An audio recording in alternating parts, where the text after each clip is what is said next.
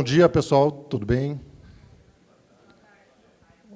Isso mostra que a gente já saiu do processamento de linguagem natural e já chegou no entendimento da linguagem natural. Então, vamos falar um pouco sobre isso dentro do nosso tema, né? Quais são aqueles robôs que só reagem a um bom dia e às 4 horas da tarde dão um bom dia para a gente também, né? Vocês estão vendo muitos desses bots sendo construídos hoje, né? E eu sempre pego no pé do pessoal e falo, inteligente o seu robô, né? Ele me respondeu com um bom dia às 4 horas da tarde. Aonde chega o processamento de linguagem natural e até onde chega o entendimento da linguagem natural. Então, a gente vai falar dessa associação, né, entre essa abordagem dentro da IA, que se chama NLP, ou Processamento de Linguagem Natural em português, PNL, associado a esse ambiente de chats, de bots, de modo geral, e eu vou explorar o tema por dois vieses. Primeiro, por que a gente chegou aqui e por que a Tritus entrou nesse mercado? Né, nós começamos pretensiosamente como uma empresa de consultoria para a área de atendimento, né, pensando assim, nós vamos, dentro das empresas, trazer novos métodos, metodologias, ferramentas de trabalho que vão melhorar o dia a dia dessas empresas. E, com o passar do tempo, a gente viu que precisava desenvolver também ferramentas para ajudar essas empresas. E aí começou a nossa história, né, com esse meu background, né, pessoal, de 91, mas que foi quando eu entrei na empresa, na Tritus, mas que já vinha lá de 87, 88, muitos aqui provavelmente não nascidos ainda, onde eu já começava a interagir com sistemas especialistas e acreditar que dava para usar a inteligência artificial para ajudar as empresas, né? Isso ainda numa visão pessoal minha, lá era funcionário na Telepar e tal, mas já mexia com isso. E aí, magicamente, em 91, dentro de uma revista especializada, e acreditem, né, houve a época onde não existia Google, e a gente tinha que ir atrás de informação em revistas e esperar todo mês para chegar a revista nova, e ir lá na Guerreiro Livro Técnico buscar a minha revistinha, que chegou. E, em agosto de 91, chegou a edição falando de CBR, How to Implement, ou alguma coisa assim, mas falava de CBR, que é já uma técnica da área de IA, de Case-Based Reasoning, raciocínio baseado em casos, ou seja, talvez o DNA do que virou machine learning, porque eu pegava experiências antigas e ia aprendendo com essas experiências antigas a dar soluções novas. E aí, já em 93, a Tritus desenvolveu seu primeiro sistema, que era uma base de conhecimento, que faz hoje o que muitos chatbots dizem fazer, responder perguntas, já usando CBR. Não era machine learning, porque naquela época não se falava disso ainda fortemente, mas o CBR já estava no mercado. E, com o passar do tempo, também reagindo às demandas de mercado, assim, né, como o nosso amigo aqui, Leonardo, falou, a gente tem sempre procurado reagir à necessidade do cliente. Então, surgiu essa necessidade em 2004, de um cliente que chegou para a gente e falou, legal, tem pessoas atendendo os meus clientes, conversando 5, 10, 20 minutos aqui no chat com o cliente, e chega um certo momento que ele diz, espera aí, deixa eu abrir um chamado para você. E, quando ele parava para abrir esse chamado, ele tinha que voltar a ler toda aquela história, entender aquela história da conversa, do chat, desde o bom dia, boa tarde, seja errado, seja certo, né? E dizer, esse cara está querendo um boleto para o mês de julho, e eu preciso fazer isso para ele. Então, ele abriu um ticket com esse resumo. E o cliente pediu para a gente, não dava para você resumir essa conversa toda e abrir um chamado automaticamente? Simplesmente ler toda essa conversa, entender essa conversa, pegar as características essenciais dessa conversa e abrir um chamado automático para o cliente. Dava para fazer isso? E a gente se debruçou para estudar esse problema. E a gente, pretensioso que é, né, não só fez o resumo da conversa e abriu o chamado, como a gente foi além e qualificou outras coisas do chamado, definiu prazo para atendimento do chamado automaticamente, definiu para que fila ele tinha que ser atendido. A gente fez mais, a gente disse, para que resumir a conversa de um atendente se eu posso tirar o atendente e fazer um bot conversar com esse teu cliente sozinho, fazer o resumo da conversa, abrir o chamado, encaminhar para a fila certa, e aí eu não tenho mais pessoas trabalhando. E aí começou esse nosso processo. A gente trabalhava primeiro ainda contando com o atendente, e lá nos idos de 2010 a gente partiu para o bot, né, com uma evolução desse nosso DNA que veio lá de trás, e hoje já atendeu vários projetos, aí tem milhões de transações executadas. Ontem ainda a gente estava pegando alguns números de um cliente nosso que usa essa nossa solução, numa área de suporte a usuários. Em 2 anos, eles estão com quase 1 milhão de atendimentos já feitos pelo bot. Ah, mas 1 milhão tem banco que faz num dia. Mas 1 milhão desses atendimentos, se tivesse feito pela equipe dele de suporte, teria demandado quantas pessoas lá, né? Então, a gente vai falar depois, no final, de uma série de resultados. E falando de bot, a gente tem 4 tipos de bots, e eu vou me deter num deles, e especificamente aqui nesse de chatbots, né? Então, por que eu falo de bot? Que hoje tudo é bot, né? Foi visto hoje de manhã, na introdução ali do Hélio e outros que comentaram, você hoje chega em casa e diz, ligue tal música, quem que ganhou o jogo do Palmeiras, né? Não foi o Palmeiras, foi o outro time, mas quem que ganhou o jogo do Palmeiras, e você vai saber o resultado, seja lá o que for, né? E ele te responde. Esse é um tipo de bot que a gente está aqui dentro dos assistentes de voz. O Siri, né, o Siri da Apple, esses outros eu chamo de assistentes de voz. Ainda não são aqueles bots que estão no alvo da nossa apresentação aqui hoje, mas tudo tem inteligência artificial, tem processamento de linguagem natural por cima disso. Bots de processamento são aqueles bots que conseguem, né, simular pessoas abrindo um sistema, teclando, pondo dados, gravando, coletando dados de volta, usando esses dados. A gente também não vai falar deles. Capturas de dados, monitoração. E dentro aqui dos chatbots, eu queria abrir esse capítulo especial só para dizer que a gente se concentrou aqui, mas a gente se concentrou num tipo de bot especial, né? Quando a gente viu lá em 2010 os bots que existiam no mercado, a gente falou, isso é muito frustrante, cara. Né? Tem gente oferecendo um atendente virtual, e quando você entra nesse atendente virtual, ele pergunta assim, qual é a sua dúvida? E a gente falava, espera aí, a gente faz consultoria nas empresas e vai num call center, e a atendente, quando tira o telefone do gancho, ela não diz, boa tarde, qual é a sua dúvida? Ela diz, boa tarde, o que eu posso fazer por você hoje? Eu quero um boleto. E ela pergunta, para que mês? De que mês? Para que dia? Tal. Ela conversa com as pessoas de verdade. Ela faz tarefas e, no final, ela manda o boleto para o cara, para a casa dele. E a gente falou, a gente quer um bot desse tipo. Então, eu até me dei a liberdade de criar essa terceira categoria de bots, que eu chamo dos FAQ bots. São robôs que se dizem chatbots, mas que de conversa tem muito pouco. Eles sabem responder perguntas, né? E tem muita gente fazendo isso com o Watson, fazendo isso com a tecnologia que for, mas se você for olhar, é um robô que só sabe responder perguntas. É uma máquina de FAQ. E nós já temos máquina de FAQ há muito tempo no mercado, então é um ponto a ser considerado.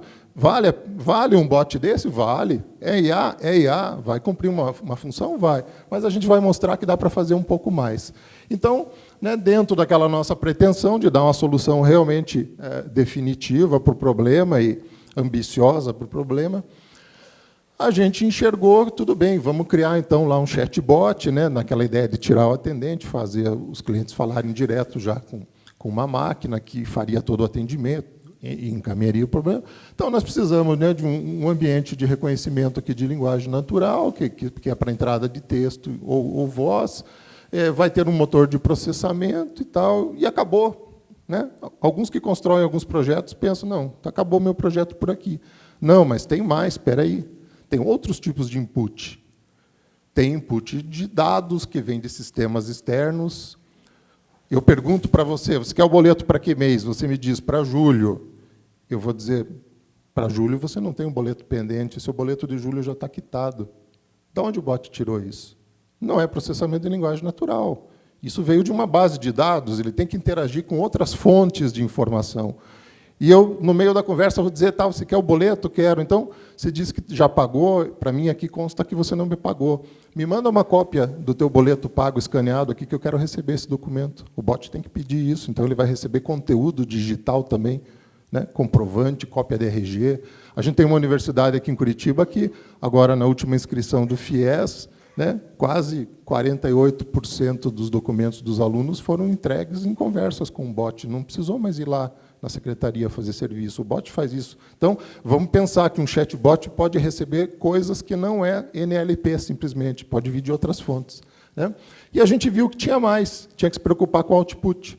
O bot precisa também não só dar respostas para as pessoas. O bot, né, um chatbot, na nossa visão, um chatbot de segunda geração, precisa também conseguir gerar outros tipos de output que não só voz e texto. Também gerar um boleto e mandar para sua casa, também gerar um SMS, Também iniciar uma ligação telefônica e ligar para a sua casa. Durante a conversa, ele liga para a sua casa e diz, olha, você pediu para falar com alguém do nosso 0800, pode atender a ligação, está batendo seu telefone aí na sua mesa do lado, não está? Então, atenda que é alguém do meu 0800 na linha falando com você. É um outro tipo de output. E por aí vai, né? E aí a gente descobriu que dentro do motor tinha muita coisa para escrever, que não era só receber uma pergunta, achar a resposta mais parecida e devolver um outro texto. E isso muita gente está fazendo com o Watson, né?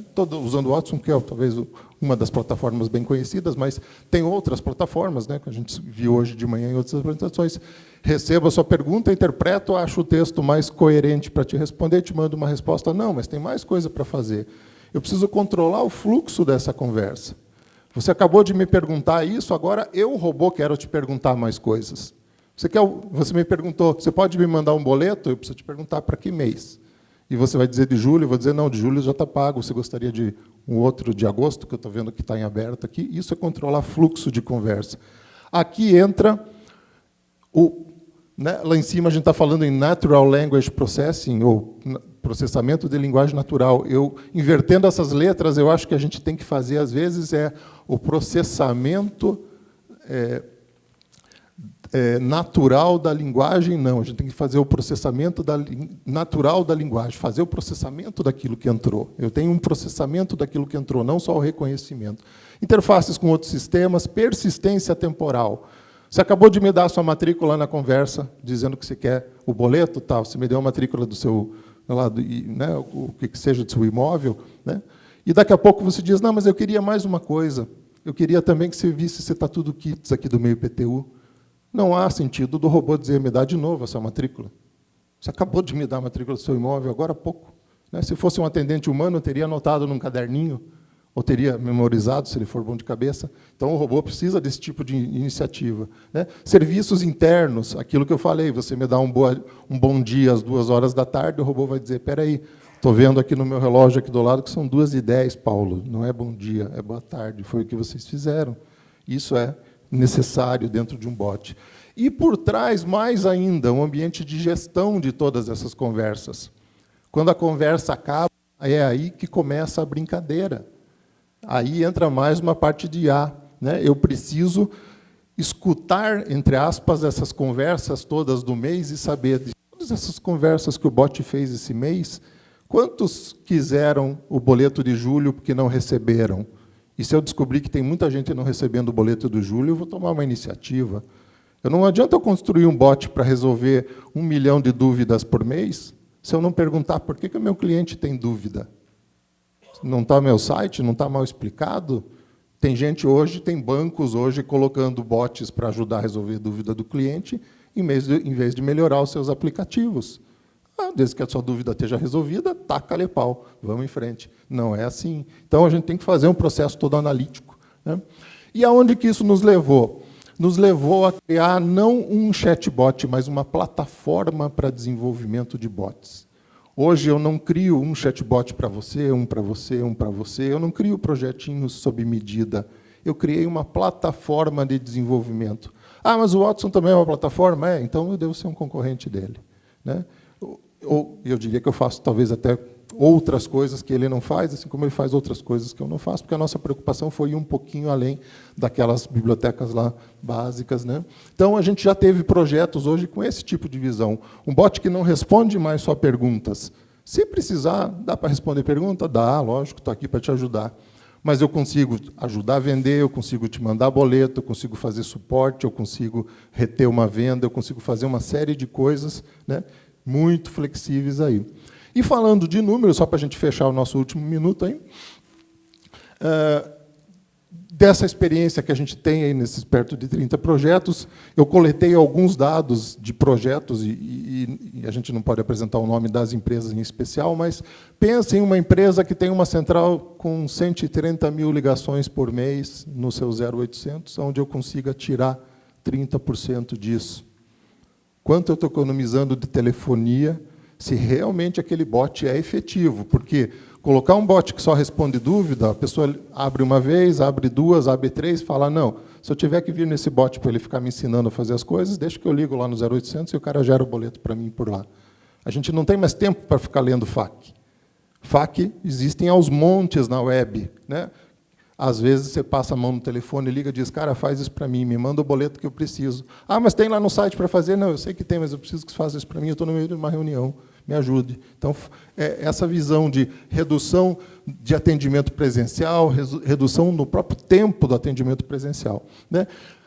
Outra coisa que chama atenção, vou invadir um pouquinho só os meus minutos aqui, mas crescimento contínuo do uso dessas ferramentas nossas nos deixam muito felizes. Clientes que colocaram e disseram, não, vamos experimentar, vamos ver o que vai dar. Não só deu certo, como já cresceu 500% o uso, né? O cara expande, o cara usava para dar suporte a um módulo de gestão do sistema dele, hoje ele usa para dar suporte a 10, 12, 15, 18 módulos do ERP dele, porque os clientes que usavam aquele módulo do Nota FE gostaram e agora os outros também querem aquilo. Então, a expansão contínua, assuntos, né? Um cliente com mais de 200 tipos de transações automatizadas, num único cliente, 200 tipos de transações levadas para esse bot fazer automaticamente.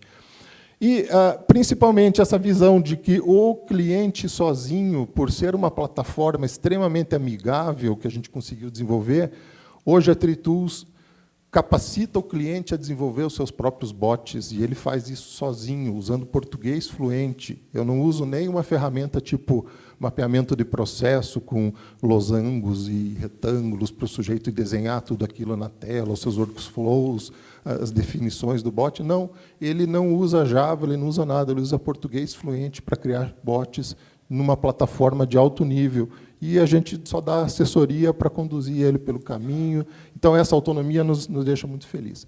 E, para fechar, né, no muito obrigado, aproveitando esse gancho de que a gente tem uma plataforma, eu queria só deixar o convite aqui, né? Se alguém tem estímulo, tem vontade, tem um negócio na cabeça, tem uma ideia de criar um bot para desenvolver o seu próprio produto, procure a gente. Essa nossa plataforma pode ser, talvez, a solução ideal para vocês desenvolverem, né, facilmente os seus negócios, assim como hoje você vai atrás, né, de outras plataformas. Procure conhecer o que a gente tem flexibilidade e a gente pode fazer juntos uma série de soluções aí no mercado. Obrigado.